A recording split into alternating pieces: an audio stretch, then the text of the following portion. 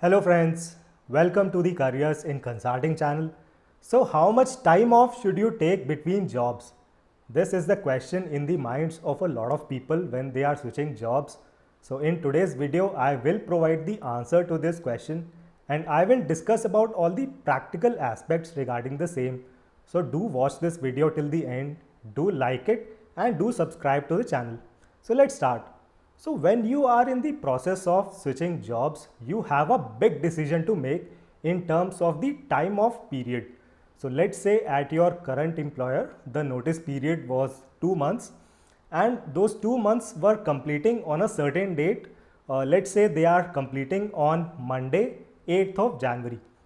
Now you have a big decision to make that do you want to join your new employer without any time off period, option 1, without any time off period on 9th of January.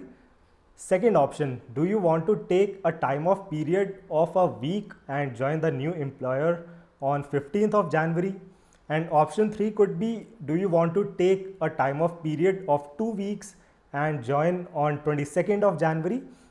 And some people can go for more number of weeks as well in terms of the time off period.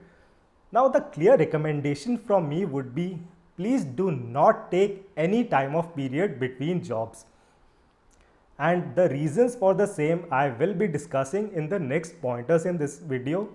These will be very important pointers. Do make a note of these points. So the first reason is the financial aspect. So now when you decide to take a time off period of let's say 1 week or 2 weeks, you will not be paid any salary during those days because you will not be on the payroll of your current employer. You would have already left that company and you have not joined the new company yet. So you are not on the payroll of the new employer as well. So you will not be paid the salary for these days and you have to put this in numbers. So if you look at the numbers, let's say your salary at the new employer is 1 lakh rupees per month and you can extrapolate for the year. So let's say per month it is 1 lakh rupees. So 1 month we can take broadly as 4 weeks. So if you are going for a time off period of 1 week, you are leaving 25,000 rupees on the table, right? And if you are taking 2 weeks of time off, then you are leaving 50,000 rupees on the table. So do make a note of this point. These are some good substantial numbers. So you will not be paid any salary for these time off days. And you have to realize that mostly people, they go on a vacation during this time off period.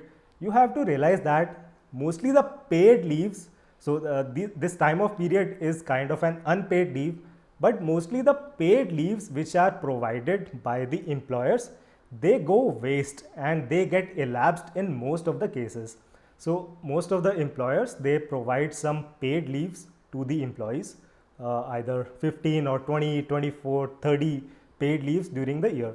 And if you talk to 5 people, most of them would tell you that their paid leaves during the year, they were elapsed, they did not utilize these leaves. So the clear recommendation from me would be, please utilize these paid leaves which will be provided by the new employer if you want to go on a vacation when you take the leave. So after you have joined the new company, after 2 or 3 months, you will have some substantial leave balance, right? So now you can utilize that leave balance and you will be going on a vacation on paid leaves. You will not have to forego that salary for those days. So please realize this important point. And next reason is, a lot of people, they take this time off period of 1 or 2 weeks thinking that they will get some time to relax. Now again, you have to realize that when you are switching jobs, so in India especially, most of the companies have 2 or 3 months of notice period. So the last 1 week of the notice period is very chill or is very easy. And I'm saying at least 1 week, it could be more than that as well, but at least the last 1 week is very easy. Similarly, when you join the new company, the new employer, the first week is again very easy because mostly you are going through those HR formalities, you are attending some HR trainings, you are doing some team introductions. So that 1 week, the last 1 week at your current employer and the first 1 week at the new employer will be very easy, very chill. So you will get enough time to relax by default. You do not need to extend this cooling off period by taking additional time off period between the jobs. So do make a note of this point as well. And in default setting, lot of people, they lose their way and they get totally out of touch with work, because as I said, last 1 or 2 weeks at the current company and the first 1 week at the new company is mostly chill, and people are not doing a lot of tasks during these 2 to 3 weeks. So a lot of people, they get totally out of touch. They start coming office very late, they will leave from the office very early, they do not feel like working, and then when they get assigned to a project at the new employer, it comes as a shock to them that okay, oh, now I have to come to office on time, I have to leave office at the correct time, I have to do these tasks, I have to be in a certain work routine. Right? So do not elongate your cooling off period by taking additional time off, will be my clear recommendation. Now next, you have to realize that, see, the hiring at consulting companies is very situational. So when you are giving interviews at your prospective, at your new employer, at that point in time itself, the company decides the project for you. They have a very clear understanding that you will be assigned to a certain XYZ project, and mostly they like you to join ASAP. But since you have to serve the notice period, so the company, they are very much able to accommodate that notice period, that okay, you will be serving your 2 to 3 months of notice period at the current employer. But when you opt for an additional time off of 1 to 2 weeks, then so let's say your notice period was 3 months at the current company, and then you ask for an additional 2 weeks of time off period. So by the time your interview had happened, the gap between the interview and you joining the company will be 3.5 months. So there will be some risks for you. There are some chances that the project on which you were supposed to be working after you joined the new company may be assigned to a different person altogether, and then that project on which you had to be assigned is assigned to a different person, and you may have to be on bench for some months when you join the new company. And that definitely is not a good scenario for you. When you join a new company and you are put on bench for the first few months, that is not a good scenario for you, for sure. Right? So do make a note of this point as well. And next aspect I would like to tell you here is, you are without medical insurance. So this practical aspect is not covered anywhere else. So that is why I was saying you must watch this video till the end. So you have some grand plans for that time off period, because you have specially taken 1 week or 2 weeks of time off between jobs. So you will plan something great for you. You will plan some good vacation in India or even outside the country.